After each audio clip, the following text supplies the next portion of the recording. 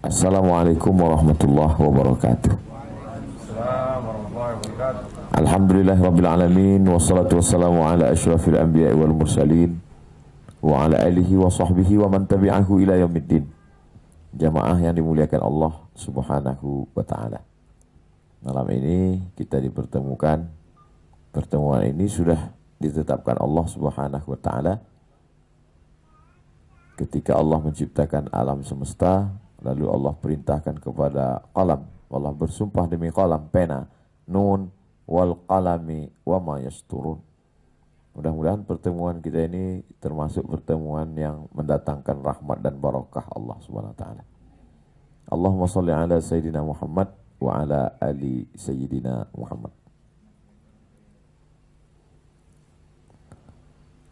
Islam itu agama yang tidak hanya mengatur tentang masalah ritual. Karena ada orang beranggapan yang penting sudah sholat, yang penting sudah baca Quran, maka urusan selesai. Lalu dia menyakiti hewan, menyiksa binatang, bahkan menikmati. Ada sebagian orang yang menikmati melihat binatang itu tersiksa. Sampai hari ini.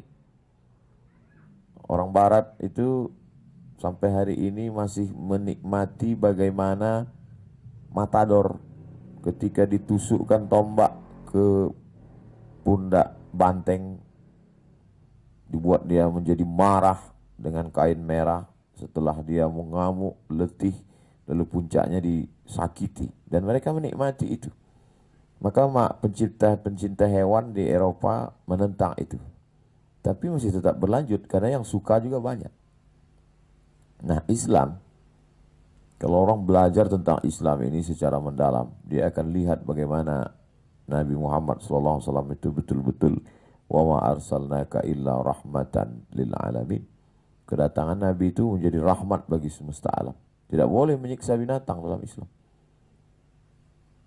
Jadi menyikapi binatang ini ada dua kelompok di dunia ini. Satu kelompok menikmati untuk menyiksa binatang. Ada yang membakar binatang, ada yang membunuh binatang dengan cara kejam, ada yang menyiksa binatang. Satu kelompok lagi sampai tidak mau memakan binatang. Hewan itu tidak mau dimakan. Akhirnya dia cuma makan sayur-sayuran aja. Sahabat-sahabat kita dari vegetarian. Sedangkan Islam ini kelompok tengah. Wa kadzalika ja'alnakum ummatan wasata. Kami jadikan kamu kelompok yang pertengahan. Dalam Islam boleh memakan binatang. Kulu, makanlah. Tapi cara makannya disembelih dulu. Dan menyembelihnya juga halus. Idza qataltum fa ahsinul qitlah. Kalau kamu membunuh, bunuh dengan baik. Bagaimana membunuh dengan baik? Sekali pukul mati. Mukul lalat, misalnya lalar. Atau memukul ular, atau memukul kalajengking. Di antara yang disebutkan secara teks dalam hadis, uqtulul aswadaini fi shalah. Bunuhlah dua yang hitam. Walaupun kau sedang salat. As-su'ban, ular, wal aqrab, kalajengking. Karena dia memang berbahaya. Bisanya itu bisa mematikan orang. Ada bisa yang disalurkan melalui gigi taringnya seperti jarum suntik, ada lubangnya di ujung gigi taring itu. Lalu kemudian ketika mengena ke pembuluh darah, masuk dia ke dalam, mengalir sampai ke jantung, membeku dia. Itu sakitnya luar biasa. Kalau sampai dia ke jantung, orang bisa mati. Maka karena mudaratnya yang luar biasa, boleh dia dibunuh. Tapi sekali pukul mati. Tidak boleh kita siksa dia. Begitu Islam hebatnya. Lalu kemudian kalau yang modelnya disembelih dimakan, idza dzabhtum fa ahsinuz dzabhah. Kalau kamu nyembelih, sembelih dengan baik. Falyuhidda syafratahu, tajamkan pisaunya, wal yurih dzabihatahu. Dan binatang yang disembelih itu buat dia mati dengan tenang. Jangan pisaunya tumpul, tidak boleh disembelih dengan tulang, tidak boleh disembelih dengan pisau yang tidak diasah. Bahkan tidak boleh mengasah pisau di depan mata hewan itu. Jadi Islam itu begitu detail, begitu halus mengajarkan kita. Ini umat Islam harus menjelaskan ini kepada alam semesta, kepada saudara-saudara kita non-muslim, supaya dia tahu Islam itu bukan teroris, Islam itu bukan fasis, Islam itu bukan ekstremis, Islam itu bukan kanibal, Islam itu bukan barbar. Itu adalah labeling, dilabelkan orang. Fitnah yang luar biasa. Makanya sebetulnya apa yang terjadi pada hari ini, bagaimana peledakan gedung 11 September, lalu kemudian karikatur Denmark, disusul kemudian apa yang dilakukan Macron. Kalau saya melihat itu rencana Allah untuk memberikan iklan gratis buat Islam. Setelah seminggu berlalu, apa yang kita lihat hari ini? Ternyata orang Perancis mulai mencari-cari Islam. Ketakutan-ketakutan dimulai dengan Samuel Huntington mengatakan akan ada clash civilization. Benturan dua peradaban, peradaban barat dan peradaban timur. Peradaban barat yang tidak percaya kepada Tuhan dengan filsafatnya. Peradaban timur, Islam yang percaya kepada wahyu bahwa akal ini lemah. Lalu kemudian untuk menemukan kebenaran yang hakiki dibawa oleh nabi-nabi yang menerima wahyu dari Allah Subhanahu wa taala. Maka ini nanti pasti ditunjukkan Allah. Sanurihim ayatina fil afaq. Kami akan tunjukkan.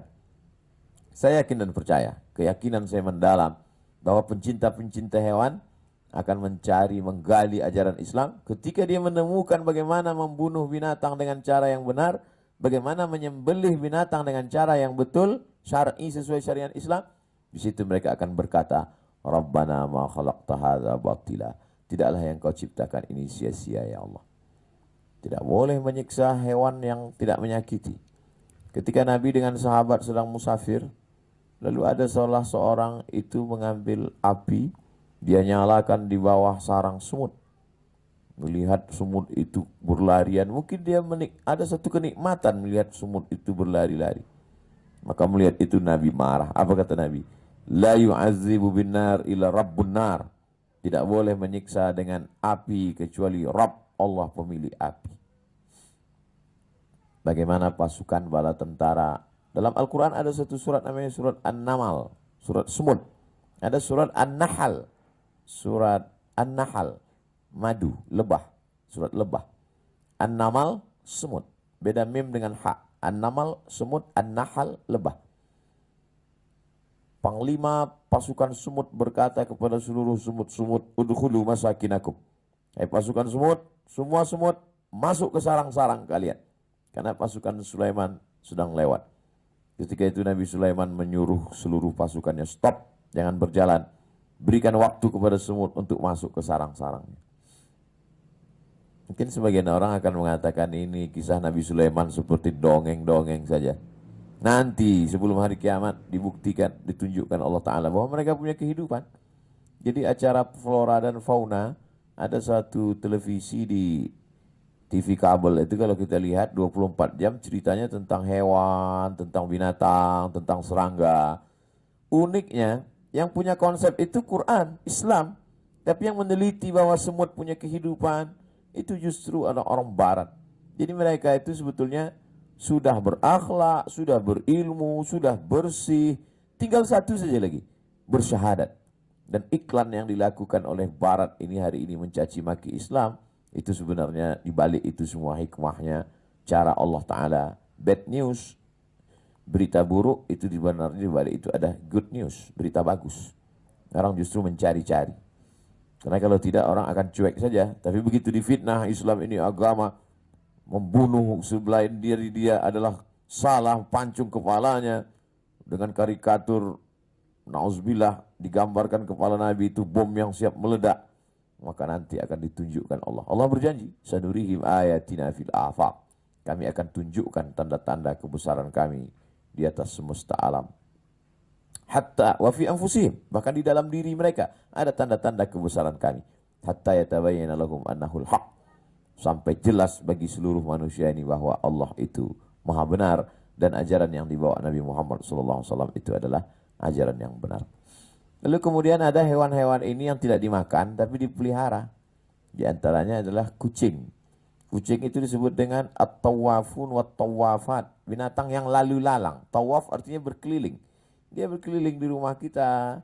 Dijelaskan dalam hadis tentang seorang perempuan yang rajin beribadah, rajin qiyamul lail, rajin berzikir, tapi ternyata dia tidak memberi makan kucing.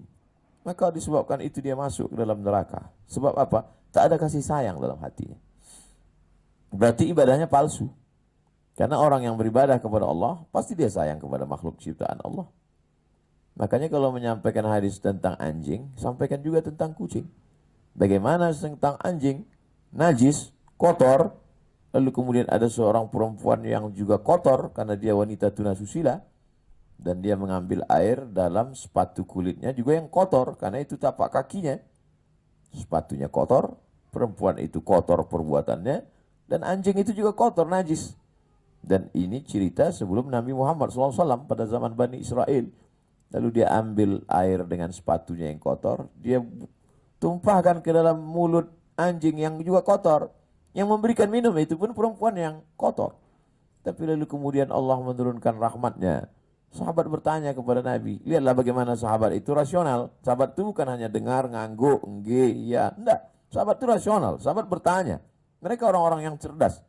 Apakah kalau kita memberi sesuatu kepada binatang itu ada pahalanya ya Rasulullah? Kata Nabi, likulli kabidin rotbin sadaqah. Setiap hati yang basah, maka ada nilai sedekah. Maksud hati yang basah itu makhluk hidup. Anjing itu juga makhluk hidup. Maka ketika kita beri dia makanan, kita beri minum, maka sesungguhnya ini sebagai satu contoh.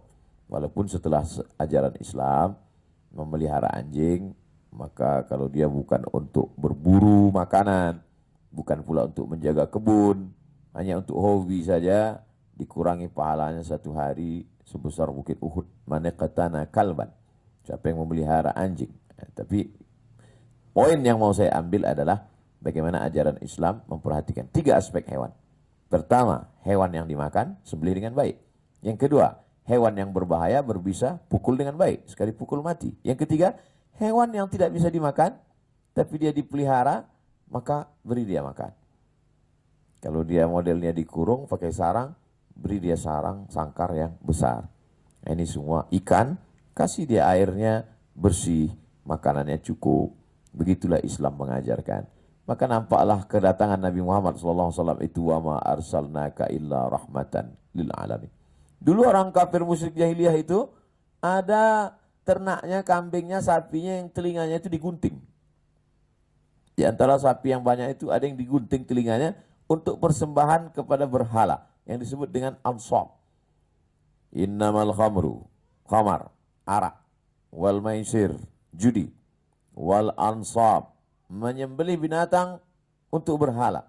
Sebelum disembelih dikasih tanda dulu, ini telinganya sengaja digunting, nanti kalau sudah besar untuk disembelih untuk berhala. Wal azlam, mengundi nasib. Rijusun, najis. Min amali syaitan, perbuatan syaitan. Fajtanibuh, jauhi. Tak boleh. Menyiksa itu tidak boleh. Dalam Islam ini luar biasa. Datanglah seorang sahabat menangkap anak burung. Lalu anak burung itu dia bawa pulang. Nabi tahu mendengar cerita itu. Apa kata Nabi SAW?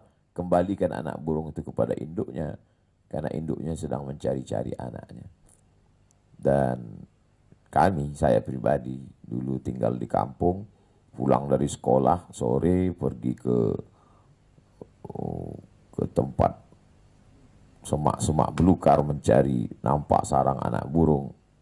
Tak boleh. Kalau membawa sarang anak burung pulang ke rumah, suruh antarkan lagi pulang. Setelah besar, setelah sekolah, belajar hadis, saya baca hadisnya. Oh, ternyata orang tua mengajarkan dengan baik. Dulu saya suka juga. Sempat saya beli 1 ekor burung serindit berwarna hijau, cantik. Saya letakkan di dalam sarang. Sampai akhirnya 1 hari saya gantung di atas pohon jambu. Pulang saya sekolah, saya lihat dikerubungi semut angkrang. Lalu saya buka itu sangkarnya, saya keluarkan semua angkrang, saya bersihkan dengan air. Berhari-hari saya merasa berdosa. Berarti saya sudah menyiksa dia, sudah mengurung dia. Akhirnya saya bukakan, saya lepaskan terbang. Sejak itu tak pernah lagi saya melihara, karena saya anggap hanya menyiksa saja. Tapi saya tak menyalahkan. Bagi yang suka, dulu di Az-Zikra ketika almarhum Ustaz Arifin Ilham masih hidup, banyak sekali burung-burung dilepaskan di sangkar yang besar. Baik, bagus. Adapun binatang yang berbisa, binatang yang mengerikan, Yang kadang-kadang binatangnya makan daging, dia makan ikan asin. Binatang itu makan 1 bulan daging 10 kilo, sementara anak yatim dia kasih beras 1 kilo. Tidak seimbang antara amal ibadah dengan hobinya. Sementara yang akan dia bawa menghadap Allah Subhanahu wa taala yang untuk anak yatim itu. Kalau dia berikan itu, dia pelihara singa, dia pelihara ular piton, maka apa manfaatnya? Kalau hanya memperturutkan hawa nafsu, hobi-hobi yang ekstrim. Apalagi sekarang memelihara ini hanya untuk konten saja. Na'udzubillah. Betapa kita ini dihabiskan oleh hobi, memperturutkan keinginan-keinginan. Dan keinginan itu akan terus aneh-aneh. Makin hari makin aneh. Berawal dari memelihara ini, lama-lama ingin memelihara. Na'udzubillah. Lalu akal kita ini, pikiran kita ini, mindsetnya mesti diluruskan. Lebih baik kita arahkan kepada menyantuni anak yatim, fakir miskin, membuka sekolah tahfiz, sekolah untuk duafa. Itu, karena kalau tidak ini kepala akan diarahkan kepada sesuatu yang unik-unik, yang aneh-aneh. Apalagi setan. Dan kalau saya pikir juga, kenapa ide-ide setan itu bisa subur di kepala sebagian orang? Mungkin juga karena uang itu uang haram. Karena uang haram itu keharam juga perginya. Namanya duit hantu dimakan setan. Kalau duit itu halal, pasti kehalal juga perginya. Jadi satu sisi, Ustaz Somad, ini kenapa orang hobinya aneh-aneh, unik-unik? Kenapa tidak terpikir sama sekali dia untuk buka sekolah tahfiz, menyantuni anak yatim, menyekolahkan fakir miskin? Kenapa malah habis uang ini? Iya, karena memang datangnya dari tempat yang haram, ya perginya ke haram juga. Begitu cara Allah Subhanahu wa taala. Makanya di antara yang ingin menyelamatkan hatinya, menyelamatkan pikirannya, supaya sinkron antara amal dengan perbuatannya itu diridhoi Allah, atib mat'amak, jaga makananmu. Jaga makananmu, jaga cara mencari nafkah, dan lain sebagainya. Nah, ini tentang hewan. Lalu kemudian bagaimana dengan tanam-tanaman? Kalau hewan itu kan ada matanya, ada telinganya, ada tangannya, ada kakinya, ada suaranya, ada geraknya, ada responnya. Kalau dia luka, tersakiti, kelihatan dia kesakitan. Nah, bagaimana dengan pohon kayu? Pohon kayu dianggap sebagian orang tidak ada respon. Mau dipotong. Saya lihat orang buat konten video, pohon kayu itu dipotong, lalu kemudian dibengkokkan, lalu kemudian sebagian ada yang komen di bawah, itu pohon kayunya nangis, katanya. Ada juga ternyata yang memperhatikan itu. Maka dalam Islam pohon kayu pun juga bagian dari ajaran Islam, memperhatikan pohon kayu. Di tengah gurun pasir yang panas, itu ada tumbuh satu batang pohon. Namanya pohon sidir. Daunnya bisa tempat orang bernaung di bawah. Gurun pasir mendidih 40 derajat Celcius. Ketika ada hewan-hewan yang bernaung di bawah, musafir dalam perjalanan panjang, panas terik bernaung di bawah, datang orang memotongnya. Dalam Islam diajarkan, man qata'a sidratan, siapa yang memotong sebatang pohon sidir, sawwaballahu ra'sahu finnar, disungkurkan Allah kepalanya dalam api neraka. Sebatang pohon sidir. Bagaimana kalau sehektar? Bagaimana kalau sejauh mata memandang? Merusak alam semesta. Dulu di SD kita belajar IPA, ilmu pengetahuan alam. Penyebab banjir adalah karena hutan gundul. Air tidak bisa lagi ditahan oleh akar-akar kayu di bukit, lalu kemudian terjadi longsor, lalu kemudian banjir bandang. Dulu kita belajar itu di SD, tapi buktinya sekarang kita lihat real nyata. Bukit-bukit gundul, kering kerontang, panasnya minta ampun. Lalu kemudian ketika hujan datang banjir bandang. Ketika musim kemarau, kering kerontang. Negeri kita ini memang betul cantik, indah, gemah ripah, loh jenawi, untaian zamrud, katulistiwa, tongkat dan batu jadi tanaman. Tapi kalau dilihat dari sisi bencana, sampai-sampai ada yang mengatakan negeri ini supermarketnya bencana. Musim panas, kemarau panjang, kebakaran hutan. Musim hujan, banjir bandang, gunung meletus. Lempengan-lempengan buminya memang amat sangat berkemungkinan terjadi tsunami. Dari mulai ujung Aceh, pantai barat Sumatera, turun ke bawah Banten, Jakarta, sampai ke Jawa, sampai ke Bali, sampai ke timur, sampai ke Papua. Itu zona merah semua, bencana. Maka kalau tidak diimbangi dengan menjaga alam, bersyukur kepada Allah. Memang alamnya luar biasa. Di sana ada batu bara, ada emas, ada uranium, ada nikel, ada minyak, luar biasa. Tapi juga ini pulau-pulau ini. Orang kalau melihat pulau-pulau kita, itu mereka bertanya selalu. Orang Mesir tempat kami belajar dulu, orang Maroko bertanya, kalian tinggal di pulau ya? Iya. Jadi keliling kalian air semuanya. Dibayangkannya pulau itu seperti meja saja. Saya bilang pulau itu besar. Karena mereka tinggal di Afrika. Besar sekali benua. Sedangkan kita pulau-pulau. Bahkan Indonesia itu pun artinya Indo artinya India. Nesia artinya pulau. Indonesia pulau-pulau yang berada di Bali India. Orang Arab menerjemahkannya Al-Juzur Al-Hindiyah. Al-Juzur pulau-pulau, Hindiyah Indo. Indonesia pulau-pulau yang berada di Bali India. Itulah nama sebutan untuk kita. Nusantara. Nusa artinya pulau. Antara di luar, di antara, di atas benua Asia, di bawah benua Australia. Di antara Australia dengan Asia ada beberapa pulau-pulau, ribuan pulau. Itulah dia dinyanyikan dalam lagu kita ketika SD dulu, dari Sabang sampai Merauke berjejer pulau-pulau, sambung menyambung menjadi satu. Itulah Indonesia. Tapi di balik itu semua ada tangan-tangan yang jahat merusak alam semesta. Sehingga kalau dulu kita naik pesawat itu di bawah nampak hijau, sekarang di beberapa tempat saya lihat sudah kuning seperti gurun pasir kering kerontang. Itu dulu hijau ya Pak? Iya Pak Ustadz. Terus habis kayu-kayunya sudah pembalakan, habis sudah dijual. Maka ini kejahatan yang luar biasa. Kalau masih ada hutan lindung, masih ada anak cucu kita bisa melihat sehingga kita bisa bercerita. Ini loh hutan. Jangan sampai nanti sampai masanya mereka hanya mengetahui pernah dulu ada namanya hutan, tapi sekarang sudah punah, tak ada lagi. Idza waqa'at ala ahadikumul qiyamah. Kalau kamu sudah mau mati, meninggal dunia, sudah sakit, tinggal menunggu sakaratul maut. Wa fi yadihi fasilah, di tanganmu ada bibit korma. Falyagrisha, tanamkan. Falyugrisha, tanamkan. Kita disuruh menanam. Padahal kita tahu menanam korma di kota Madinah itu tidak sama seperti tempat kita. Di Madinah kalau nanam satu batang korma itu mesti siap satu keran air yang tidak putus baru tumbuh. Itu nampak kita di pinggir-pinggir jalan di kota Madinah ada nampak hijau, itu di bawahnya air tidak berhenti. Bukan seperti tempat kita, tongkat dan batu jadi tanaman, bisa diletakkan langsung tumbuh. Karena memang kita iklim tropis, lembab, cahaya mataharinya luar biasa, derajatnya hanya ada 33, 34, 35 derajat Celcius, stabil sepanjang tahun. Tapi di Makkah panas, sangat panas sekali, dingin, sangat dingin sekali, kering, sangat kering sekali. Tapi Nabi mengajarkan justru menanam tanaman. Itu menunjukkan bahwa ajaran Islam itu bukan ajaran yang terikat dengan keadaan.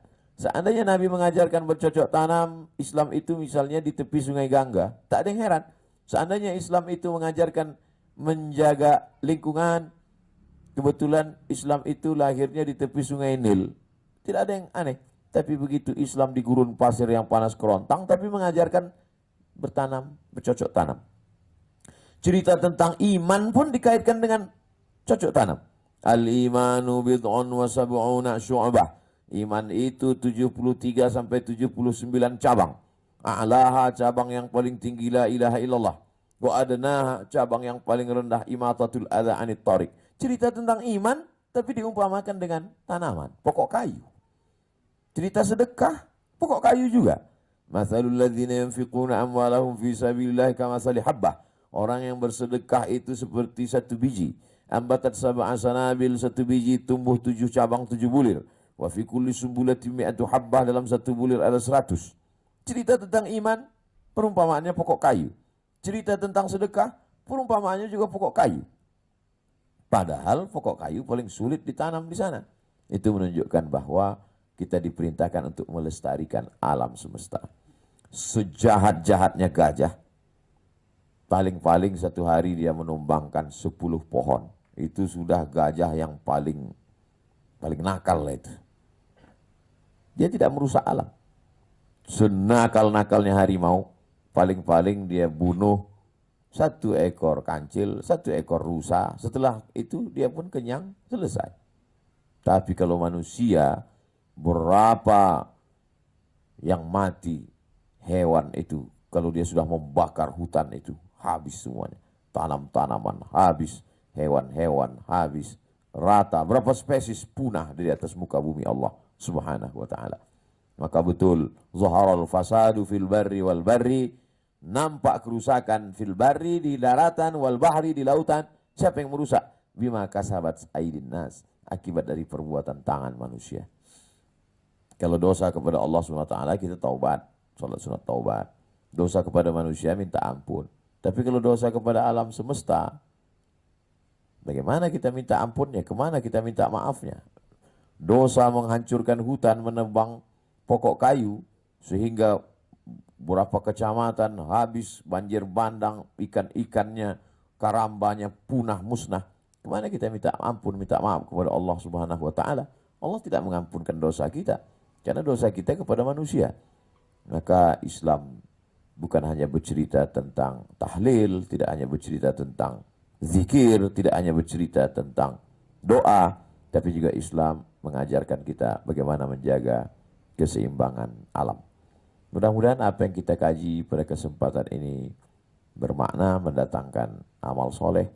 Itu yang kita kaji malam ini. Kita tidak kaji tentang hubungan dengan Allah, hablum minallah. Tidak pula kita bahas hubungan dengan manusia, hablum minan nas, tapi khusus hubungan dengan hewan dan pokok kayu. Terakhir tentang air. La yabulanna ahadukum fil ma'id da'im la yajri. Jangan kamu kencing di air yang tidak mengalir. Kenapa? Karena boleh jadi akan ada musafir minum dan berwudu di sana. Kalau membuang limbah pribadi saja tidak boleh, apalagi limbah pabrik. Mengarahkan limbah pabrik lalu diarahkan di situ. Dulu orang memancing ikan-ikan kecil, masih hidup. Sekarang kalau sudah masuk limbah itu, habis semuanya. Keong pun tidak bisa hidup di dalam. Habis, punah, musnah. Siapa yang merusak ekosistem dunia? Siapa yang merusak alam semesta? Manusia itu sendiri. Makanya kata Allah Ta'ala, inni ja'ilun fil ardi khalifah. Aku menciptakan di atas muka bumi ini ada pemimpin. Kenapa kita ini disebut pemimpin? Pemimpin itu hanya bupati, gubernur, presiden, menteri, direktur, bukan. Pemimpin itu adalah kita. Setiap kita ini memimpin alam semesta. Bagaimana kita tidak menyakiti tanam-tanaman, bagaimana kita menjaga kelestarian kehijauan alam, bagaimana kita tidak menyiksa binatang. Kita pemimpin. Kullukum ra'in, setiap kamu pemimpin. Wa kullukum mas'ulun an ra'iyatih. Setiap kamu akan diminta pertanggungjawaban atas segala yang kamu pimpin. Binatang-binatang itu bersimpuh sujud. Tanam-tanaman itu bertasbih kepada Allah. Makanya Nabi membelah pelepah korma, dia tusukkan ke makam. Kenapa engkau tusukkan pelepah korma ini ke makam ya Rasulullah? Kata Nabi, aku mendengar orang yang meninggal itu kena azab karena dia kencing tidak cebok. Maka kalau kencingnya tidak cebok, maka sholatnya tidak sah, pakaiannya bernajis. Itu maka dia kena azab. Lalu untuk apa kau pelepah korma itu kau tancapkan? La'allallaha an yukhaffifa adzabahu ma lam yaibasa. Pelepah korma ini bertasbih. Maka ketika pelepah korma ini bertasbih, maka orang yang ada di kubur itu dapat rahmatnya dengan tasbih. Pelepah korma bertasbih. Planet-planet bertasbih. Makanya ketika kita mendengar petir menyambar, Subhana man yusabbihu bihi ar-ra'du wa bihamdi. Maha suci Allah. Yang makhluk-makhluk planet pun bertasbih, mengagungkan Allah. Planet-planet bertasbih. Malaikat-malaikat bertasbih. Ketika Allah mau menciptakan manusia, apa kata malaikat? Ataj'alu fiha man yufsidu fiha wa yasfikud dima. Untuk apa kau ciptakan mereka ya Allah? Mereka hanya akan berkelahi melumpahkan darah. Wa nahnu nusabbihu bihamdika wa nuqaddisu lak. Kami bertasbih mengagungkanmu. Malaikat bertasbih. Pokok kayu bertasbih. Planet-planet bertasbih. Tapi manusia begitu angkuh dan sombongnya, tidak bertasbih, malah merusak alam. Makanya ketika Nabi Yunus alaihissalam ditelan oleh ikan, apa yang dia katakan di tengah kegelapan itu? Dia bertasbih, mengikut alam semesta. La ilaha illa anta subhanaka inni kuntu minaz zalimin. Itu yang kita baca di akhir salat kita. Allahumma fir lima qaddamtu wa ma akhartu wa ma asrartu wa ma a'lantu wa ma asraftu wa ma ta'alahu bihi minni antal muqaddim wa antal muakhiru. La ilaha illa anta subhanaka inni kuntu minaz zalimin. Itu yang dapat kita kaji pada kesempatan kali ini. 30 menit bersama kita bahas 3: air, tanaman, hewan. Mudah-mudahan bermanfaat. Terima kasih. Wassalamualaikum warahmatullahi wabarakatuh.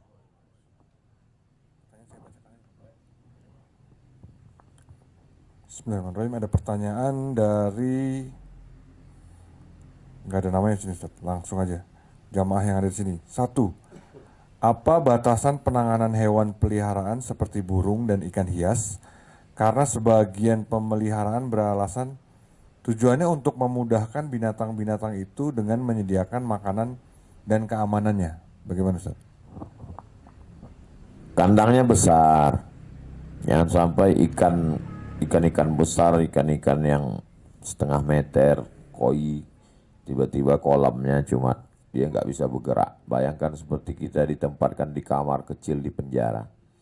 Lalu kemudian airnya, kalau dia binatang air, ikan, kura-kura, airnya bersih.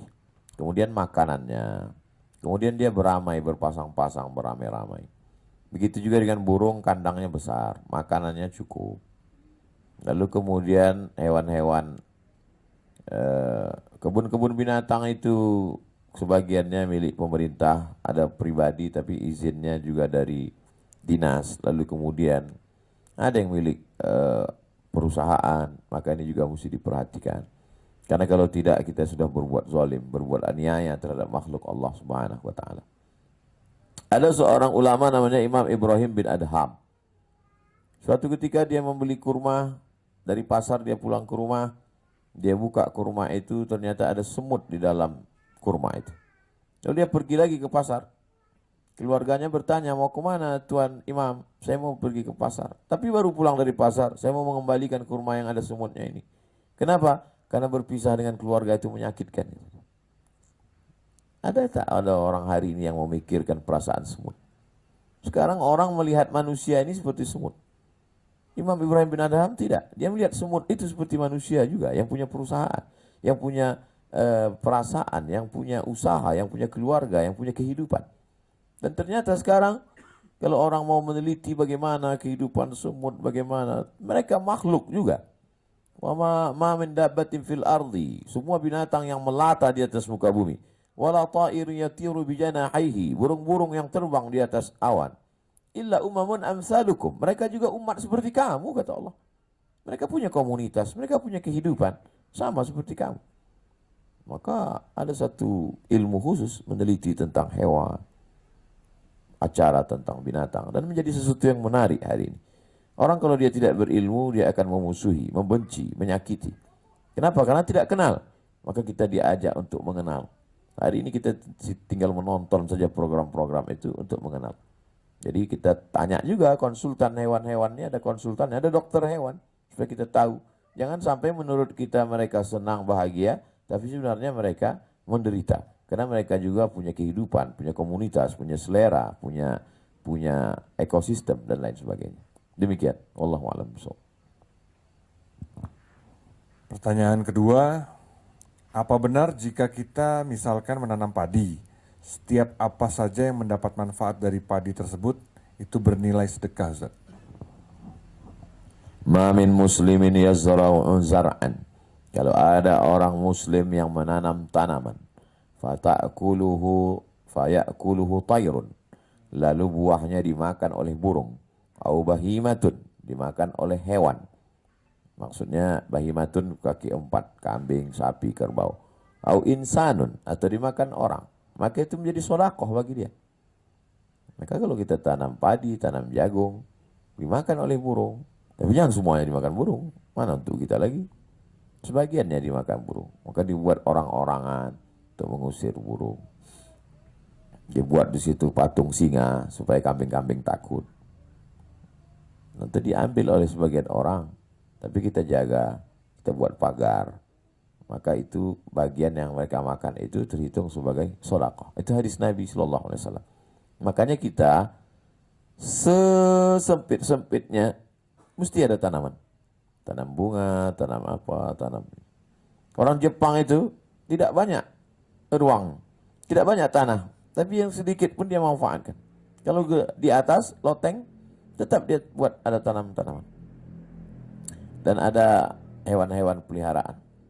Ada salah seorang sales pemasaran rumah. seorang sales pemasaran rumah. Ketika itu saya cerita tentang hewan. Lalu dia pun mengatakan, Ustaz Somad, pengalaman saya memasarkan rumah, kalau di rumah itu ada tanaman dan hewannya, biasanya rumah itu lebih cepat laku. Pengalaman pribadi beliau. Kalau di rumah itu ada tanaman dengan hewannya, rumah itu lebih awet, lebih terjaga.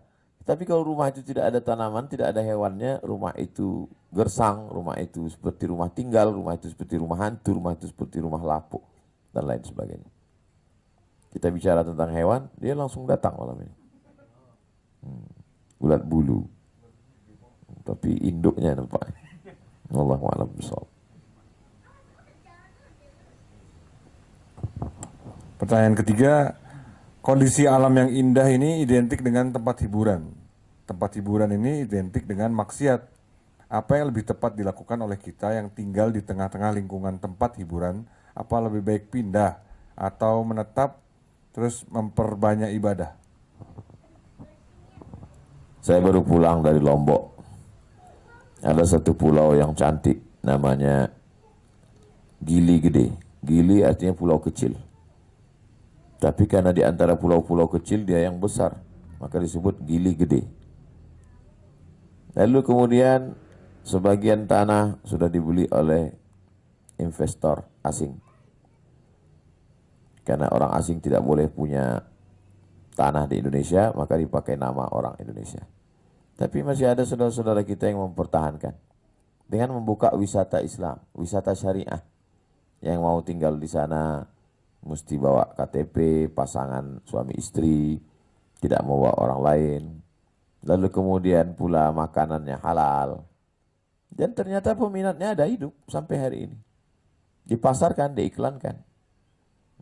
Maka jangan tinggalkan, karena kalau kita tinggalkan habislah dia. Man ra'a minkum mungkaran, siapa yang melihat kemungkaran falyughayyirhu biyadihi. Rubah dengan tangan, yang punya kekuasaan, perizinan.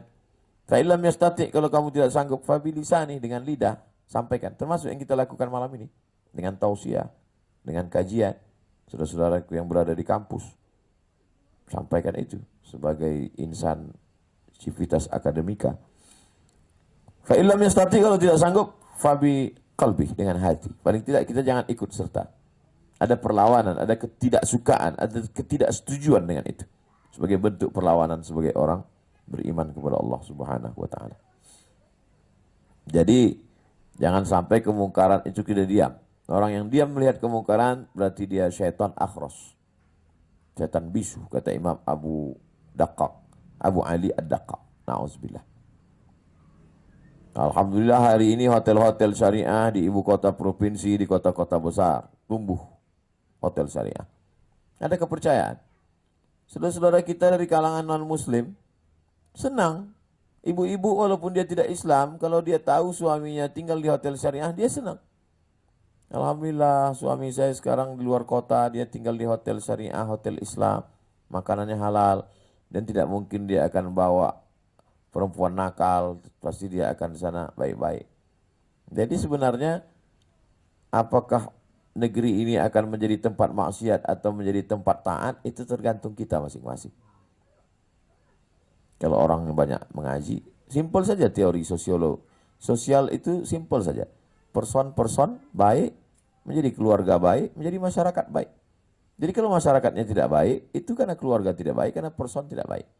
Perbaiki diri, perbaiki keluarga, maka masyarakat baik akan muncul. Apalagi kita tinggal di negara demokrasi. Negara demokrasi itu yang paling menang, itu yang paling banyak. Makanya majelis-majelis taklim diperbanyak, kajian-kajian keilmuan diperbanyak, majelis-majelis sholawat diperbanyak. Maka insya Allah kita pun akan selamat. Negeri ini akan terjaga kalau kita tidak diam.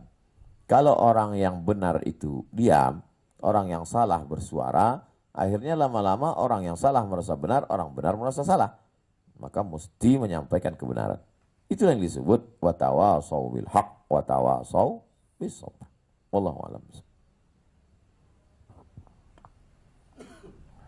Yang keempat, Assalamualaikum Ustadz, bagaimana sikap kita sebagai muslim terhadap anjing yang dipelihara oleh tetangga kita yang kadang-kadang dibiarkan di luar dan berkeliaran? dan kadang-kadang mengejar kita, sehingga kadang-kadang ada niatan untuk melukainya, dan kita sudah lapor RT RW namun belum ada respon. Ini kadang-kadangnya agak kebanyakan, Ustaz. Gimana, Ustaz? Kalau kita tinggal di lingkungan perumahan, rumahnya pakai pagar, bagus dipasang pagar. Tapi kalau dia klaster tidak berpagar, ini masalah. Anjingnya main ke tempat kita. Dan tidak bisa kita buat tulisan di situ anjing dilarang masuk. Lalu kemudian, apalagi kalau dia sampai mengejar kita punya pemerintahan. Paling bawah RT, di atas RT RW, ada kadus, ada kades, ada lurah. Maka bermusyawarah di antara kita. Kita ada musyawarah. Kita punya Satpol PP, kita punya polisi. Nah, kita punya perangkat. Kita tidak tinggal di hutan. Kita bukan pakai hukum rimba. Maka diselesaikan dengan musyawarah mufakat. Pancasila, sila yang keempat itu adalah musyawarah. Maka tidak semuanya diselesaikan dengan kekerasan. Memang betul ada hukum, tapi hukum ini keras. Maka boleh jadi di pengadilan menang, tapi setelah itu muncul permusuhan baru. Tapi kalau dipakai musyawarah mufakat, maka yang keluar itu adalah ketenangan batin, silaturahim tetap tersambung. Bertetangga dalam Islam diajarkan luar biasa baik. Maka yu'minu billahi wal yawmil akhir fala yu'zi jarahu. Siapa yang beriman kepada Allah dan hari akhirat, jangan menyakiti tetangga. Siapa orang yang beriman itu? Orang beriman adalah orang yang selamat dirinya, selamat orang lain, dari lidahnya, dari lisannya. Al-muslim man salim al-muslimun min lisanihi wa yadih.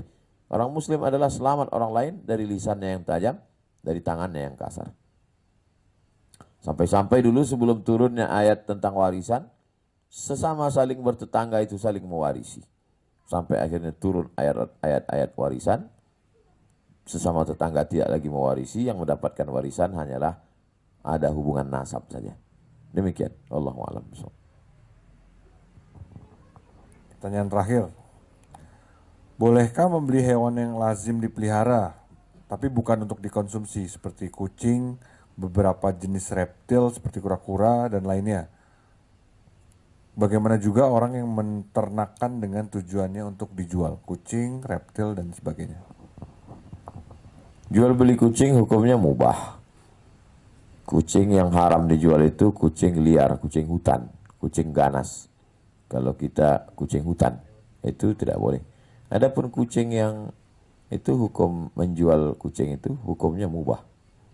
Bisa dilihat dalam fatwa-fatwa para ulama. Lalu kemudian tentang hewan reptil seperti kura-kura, dalam mazhab Syafi'i haram, tapi dalam mazhab Maliki makruh. Masalah binatang, 3 mazhab. Yang paling ketat Hanafi. Hanafi sangat ketat dalam masalah hukum hewan. Yang paling longgar Maliki. Maliki itu longgar sekali. Yang paling pertengahan, tidak ketat, tidak longgar, mazhab Syafi'i. Nah, jadi mazhab Maliki itu yang haram hanya yang disebutkan dalam Quran saja. Lain daripada itu makruh. Maka kalau ada orang memelihara kura-kura, maka dia makruh. Asal jangan dipeliharanya kura-kura ninja. Memelihara kura-kura. Tapi kalau sampai habis waktunya gara-gara kura-kura itu, dia masuk mubazir. Innal mubazirina kanu ikhwanas syayatin. Sampai tidak baca surat Al-Kahfi malam Jumat gara-gara asik memperhatikan kura-kura. Sampai tidak pergi yasinan tahlilan. Si Anu kenapa nggak pernah datang? Sibuk kura-kura. Memangnya nanti kalau kau mati disolatkan kura-kura? Ini perlu juga diperhatikan. Hanya sebatas hobi saja. Tapi hobi ini kan Allah bisa karena biasa. Kadang-kadang orang awalnya ikut-ikutan aja style. Melihat orang punya kura-kura, beli pula kura-kura. Nanti orang punya ikan, beli ikan. Ikut-ikutan aja. Wa in tuti aksara man fil ardi yudilluka an sabilillah. Kalau kau ikut kebanyakan orang, menyesatkanmu. Saya lihat banyak tren aja. Dulu musim pinang merah, semua tanam pinang merah. Sekarang janda bolong, semua janda bolong.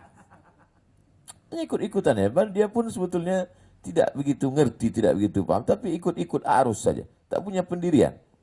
Jadi cobalah kita menyalurkan hobi yang kira-kira hobi itu dapat menyelamatkan kita dari azab kubur. Kalau mau koleksi ya koleksi, dalam tanda kutip, koleksi anak yatim. Saya pernah ke satu daerah, berapa ini Pak yatimnya di sini? 1.700 orang. Berapa makannya satu bulan? 800 juta sebulan. Pergi saya ke dapurnya, melihat telur ayam bersusun, tukang masaknya 20 orang. Sebulan berapa biaya operasional? 800 juta. Yang nanggung berapa orang? Saya sendiri Pak Ustaz. Nah, itu. Jadi kalau banyak kita menyantuni anak yatim, itu nggak sempat kita berpikir untuk ngasih makan kura-kura. Kalau banyak kita menyantuni anak yatim, nggak sempat kita pikir mau memelihara ular sawah. Kalau banyak kita menyantuni anak yatim, nggak sempat kita berpikir mau memelihara king cobra dan lain sebagainya. Cobalah pikir, sibukkan akal ini, sibukkan pikiran ini untuk sesuatu yang bisa melapangkan kubur kita, menjadi amal jariah, mendoakan kita. Adapun hewan-hewan binatang ini kita serahkan ke kebun binatang, kita serahkan kepada alam, kita lepaskan ke alam, hutan lindung, mereka selamat. Kita masih punya hutan lindung di Pulau Sumatera ada hutan lindung, di Kalimantan ada hutan lindung. Jadi kalau kita dapat binatang ini kita lepaskan supaya dia makan.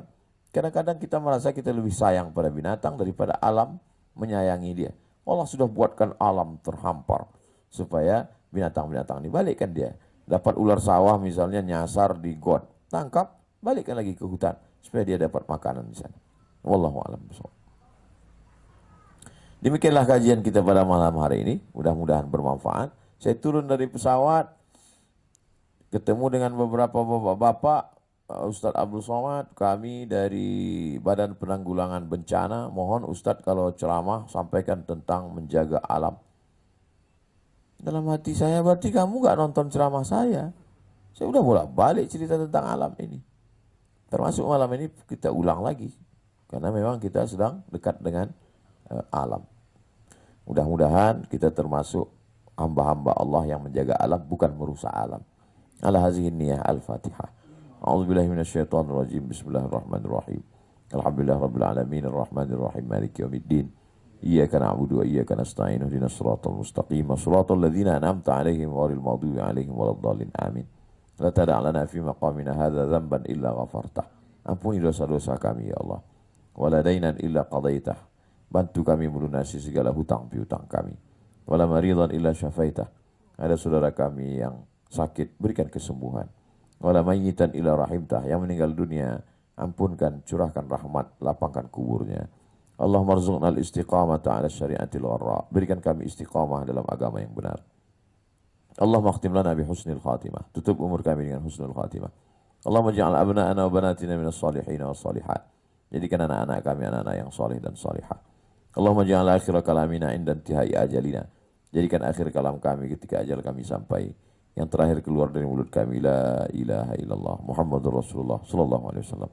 Rabbana atina fid dunya hasanah wa fil akhirati hasanah wa qina adzabannar. Wa sallallahu ala sayyidina Muhammad wa ala alihi washabbihi wasallam. Walhamdulillah rabbil alamin. Terima kasih segala perhatian. Mohon maaf segala kesilapan dan kekhilafan. Wassalamualaikum warahmatullahi wabarakatuh. Alhamdulillahirabbil